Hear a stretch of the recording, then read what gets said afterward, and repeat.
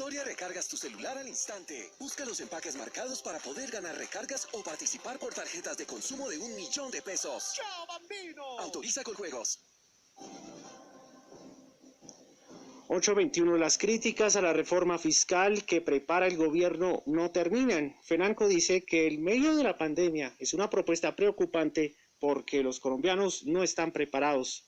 Los productores de azúcar, por su parte, dicen que aumentar el IVA a productos básicos afectaría a más del 90% de los habitantes del país, sobre todo a los más vulnerables. En un momento en que el gobierno socializa la que ha denominado reforma social, solidaria y sostenible, con cambios fundamentales en la tributación, algunos gremios comienzan a sacarle peros a la iniciativa. Dicen, por ejemplo, que no es el momento en medio de una crisis que trajo la pandemia.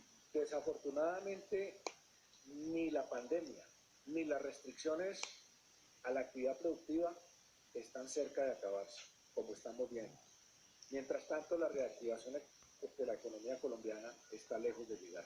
Para FENALCO, que califica las nuevas restricciones como exageradas, aventurarse con una reforma impositiva no es el mejor camino a seguir, sin que se tenga claro cómo serán los cambios o de qué manera el gobierno va a reducir los gastos o cómo se va a adelgazar el Estado. Según el gremio, reponer la reducción de los ingresos tributarios mediante aumentos del IVA con el impuesto a personas naturales a los sectores más pobres y vulnerables del país. Según Azucaña, los ingenios azucareros han preservado los empleos de sus colaboradores y hacen esfuerzos para aportar a la reactivación económica. Fue suspendida la audiencia de preclusión en el caso del expresidente Uribe. La jueza argumentó que quiere tiempo para analizar con detalle y cuidado los argumentos presentados por las partes para tomar su decisión final. La nueva diligencia quedó programada para el próximo viernes 9 de abril a las 8 de la mañana. En el hipotético que la jueza avale la preclusión, el caso quedará cerrado y el expresidente Álvaro Uribe libre de toda culpa frente a los delitos de soborno a testigos y fraude procesal. Pero si por el contrario la preclusión no prospera, la Fiscalía General de la Nación deberá reformularla o emprender una nueva investigación contra el exmandatario. Este despacho sí considera pertinente hacer un estudio juicioso y asimismo estudiar los elementos materiales probatorios allegados por los apoderados de víctima con el fin de tomar una decisión que en derecho corresponda. Durante la audiencia de hoy, el abogado Miguel Ángel del Río, apoderado del testigo estrella Juan Guillermo Monsalve, solicitó que se incluyera en el proceso como víctima a Deyanira Gómez, esposa de Monsalve.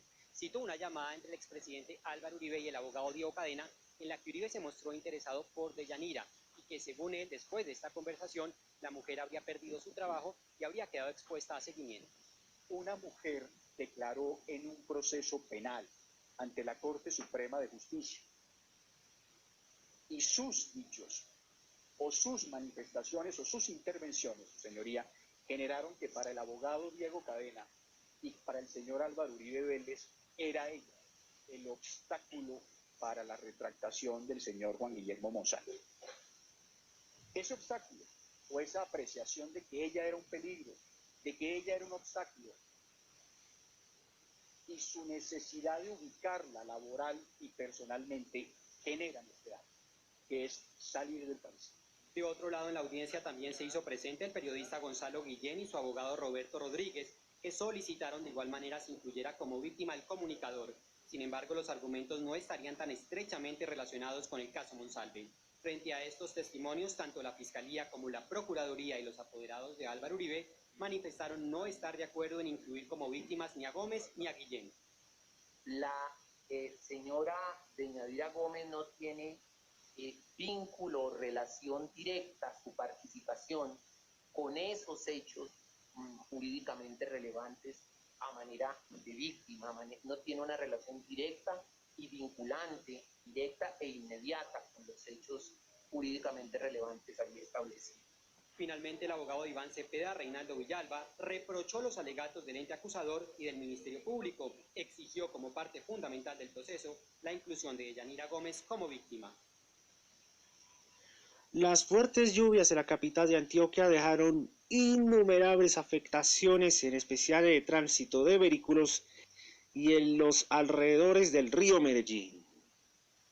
Fuera de que Antioquia está en una nueva ola de contagio, ahora también se tuvo que enfrentar a las olas de agua del río Medellín, mismo que se desbordó y causó gran pánico. Está que se sale, allí está el río, está que se sale el río. La caótica noche dejó 29 familias afectadas en el barrio Sinaí, más de 200 llamadas a la línea de emergencia 123. El desbordamiento del río Medellín, en acompañamiento con la Secretaría de Movilidad, atendimos el desbordamiento en el soterrado oriental con 10 vehículos atrapados y atendidos por el Cuerpo Oficial de Bomberos de Medellín. A la luz del día se evidenció el alto nivel que tiene el afluente y el rastro que dejó las fuertes lluvias a las orillas del río, diferentes plásticos y desechos represados, mismos que serían los culpables de que se diera el cierre del soterrado de Parques del Río. Asimismo, en lo que va corrido el mes de abril, hemos atendido 24 emergencias relacionadas con las lluvias y 250 atendidas en el mes de marzo. No bajamos la guardia y seguimos también atendiendo los puntos críticos identificados para decretar la calamidad pública. Las autoridades afirman que las estaciones de medición registraron números históricos que hace 9 años no se veían en la capital de Antioquia. Las lluvias presentadas corresponden al 33% de lo que históricamente llueve en un mes de abril sin fenómeno de la Niña. Hay que advertir que durante... Hoy se dio el polémico proyecto de la reforma constitucional que permitía a los partidos tradicionales presentar listas en coalición al Congreso de la República para las elecciones de 2022. 8:32 minutos. Nuevamente AstraZeneca bajo la lupa después de que un experto de la Agencia Europea del Medicamento asegurara que si hay un vínculo entre la vacuna y la trombosis, la agencia estará reunida hasta viernes para completar su evaluación y una vez lleguen a una conclusión, convocarán una rueda de prensa. Lo confirmó el responsable de estrategia de las vacunas de la Agencia Europea del Medicamento y agregó que todavía no se sabe por qué se produce esa reacción y que se ha registrado un número de casos de trombosis cerebral entre jóvenes mayor al esperado. En las últimas semanas han surgido sospechas sobre eventuales efectos secundarios en personas vacunadas con AstraZeneca, casos de trombosis atípica que en varias situaciones ha ocasionado la muerte. En el caso de Reino Unido ha habido 30 casos con 7 fallecidos en más de 18 millones de dosis suministradas hasta el 24 de marzo. Ante la incertidumbre y tras reanudar su vacunación con las dosis de AstraZeneca, Francia, Alemania y Canadá dejaron de administrarla en menores de 55 y 60 años. Expertos de la Agencia Europea del Medicamento están reunidos desde este 6 de abril hasta el viernes en una nueva evaluación de casos raros de coagulación sanguínea y su posible relación con la vacuna de AstraZeneca. La OMS volvió a pronunciarse al respecto. En el momento actual y bajo la evaluación que tenemos de los datos presentados hasta ayer, estamos seguros de que la evaluación beneficio-riesgo de la vacuna sigue siendo en gran medida positiva. La Universidad de Oxford suspendió los ensayos de la vacuna de AstraZeneca en menores de edad a la espera de más información sobre problemas asociados a la trombosis. La OMS también reiteró su oposición y dudas sobre el certificado de vacunación, el denominado pasaporte de vacuna anti-COVID y que se use como requisito para entrar o salir de diferentes países. En este momento no estamos a favor de que la vacunación sea un requisito para entrar o salir de los países, porque aún no sabemos a estas alturas a qué nivel las vacunas reducen la transmisión, además de la cuestión de la discriminación contra las personas que no pueden vacunarse por una u otra razón. Entre tanto, en Estados Unidos, la Casa Blanca asegura que nunca existirá un pasaporte de vacunación y que publicarán una guía de recomendaciones para evitar cualquier discriminación relacionada. Y mientras avanza la vacunación, autoridades piden no confiarse. Quizá recuerden hace un año, un poco más de un año, estábamos esperando el verano para evitar aumentos repentinos, pero de hecho fue todo lo contrario. Vimos aumentos sustanciales en el verano. Y sobre las variantes, en California encontraron el primer caso de la variante doble mutante hallada en India en marzo y que alarma por su posible capacidad de escapar a los anticuerpos.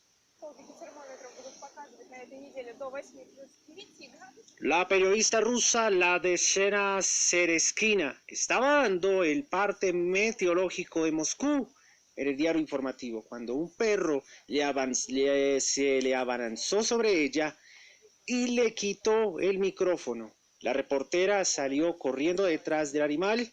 La cara de la presentadora lo dice todo, pero de repente todo ha salido bien por un buen tiempo perfecto.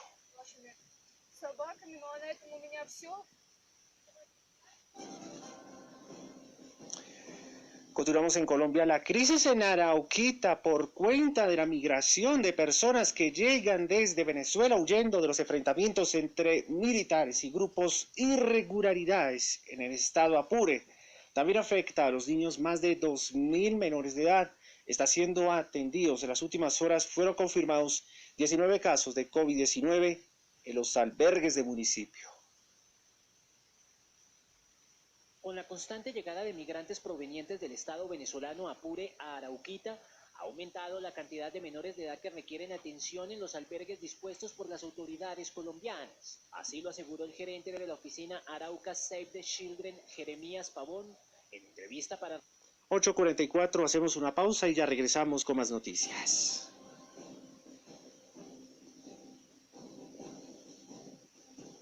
A mi vaso lleno, lleno de leche Holanda, de los campos y sábanas de... Noraver Noche te desea buenas noches. Duerme sin los síntomas de la gripa. Duerme bien. Noraver, potente alivio. La Gobernación de Bolívar declaró alerta naranja hospitalaria en el departamento por alta ocupación de camas civiles y cuidados intensivos tras repunto de casos COVID. Esta medida obedece a que la ocupación de las UCI se encuentra por encima del 70% y al proceso de planeación y prevención que desde el gobierno se viene implementando ante el inminente aumento de pacientes contagiados con el virus. Hasta aquí las noticias, nos vemos a las 11 de la noche, en la última edición. Ya viene Pedro el Escamoso y en Noticias Caracol ahora Tecnorama. Esto es Noticias Caracol, primero en noticias. Buenas noches, cuídese mucho.